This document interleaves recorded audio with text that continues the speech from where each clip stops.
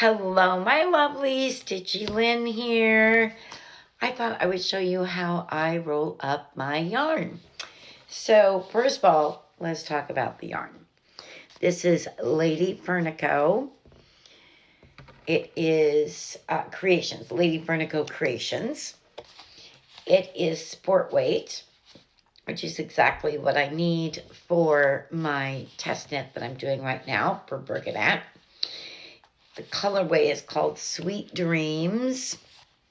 And y'all are not going to believe how long I've had this in stash.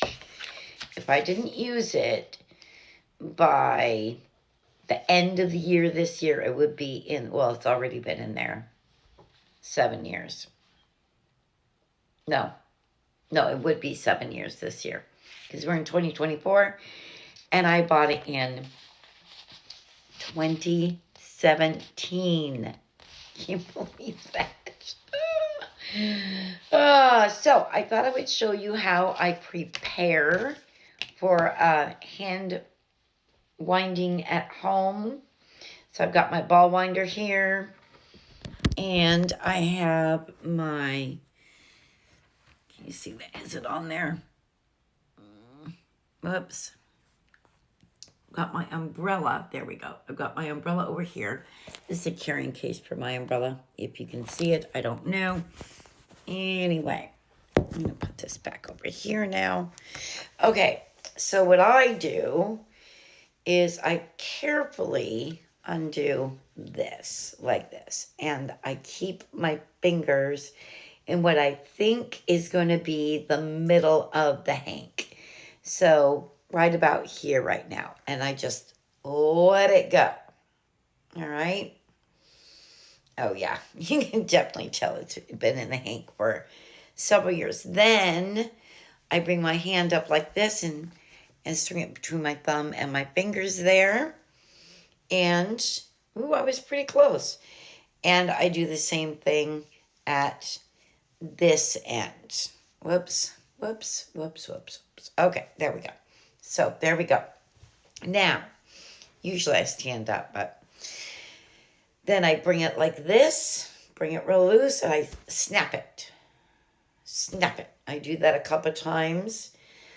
And I try to do it between the ties each time I do it, just so that I've got a reference. So bring loose, snap. Bring loose, snap. And what this does is it relaxes the fibers, the strands from one another, so that hopefully you won't get what happens at times in a whole big mess. So now I'm going to go over here. Hopefully I can, there we go. Hopefully it'll stand up. Hang on here a second. Okay, so I think that might be good enough. I'm not sure. So before I even unfold or balloon up or whatever, umbrella anyway, before I open the umbrella, there we go, I put it on here and I bring this up and I hold this while I do that. And that's all the further I'm going to put it. And then I tighten it down. And guess what I did not do? I need to go find a pair of scissors. I didn't bring a pair. Hang on. All right, I found my scissors. Let me make sure you're counting up. Yes, we are. Okay, so I got my Ginger or Ginger. I'm not sure how you say it. I love these scissors. Anyway, I'm going to go in here, right here, everywhere where there's a tie. I'm going to snip it and get rid of that tie. So I don't think you can see this right now, and this one is an interesting one. I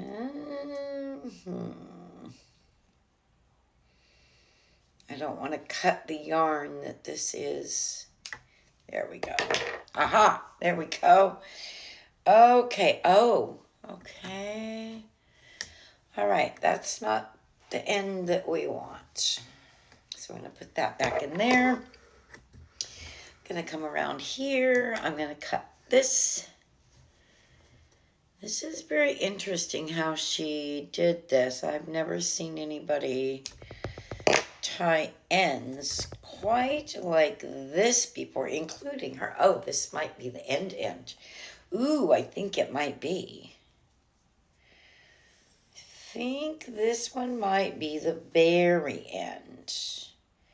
If I can get this unfastened from here, we'll be able to find out. I have a sneaking suspicion it is, though. Sneaking suspicion, as my mama would say. You know, I find myself saying more things like my parents used to all the time. It's funny to me. Okay, yep, there we go. Okay, there's that one. Now we've got this one here that we have to cut and get rid of very carefully.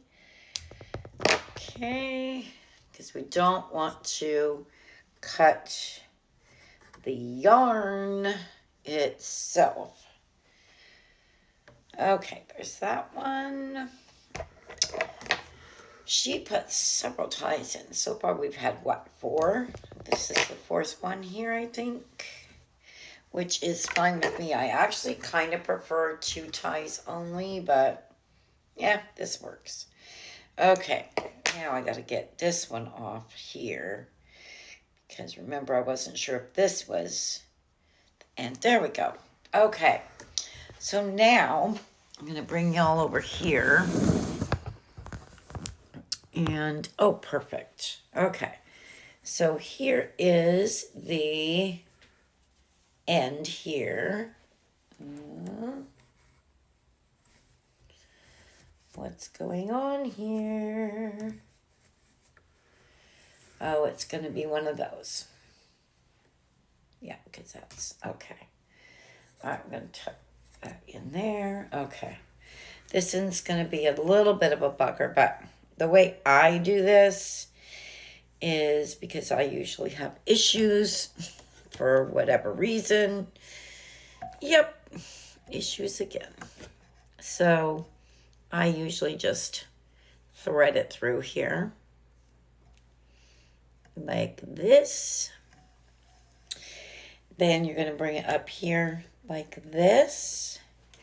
Then you sit down, because it's so much more comfortable that way. And you're going to start winding. And you're going to wind carefully, because this, at first anyway, once you get going, you can speed up a little bit. But if it's acting like this one is right now, you want to be sure that you're winding it up slowly and carefully. I mean, just wind it until it's a cake. And instead of boring you with this, I'm going to stop, and I will start again when it's close to the end, and I'll show you how I finish it off. Okay, so now I'm going to take the label that was around it, and I'm going to fold it in half like that. And then I'm going to take this yarn that is in the center here, pull just a little bit of it.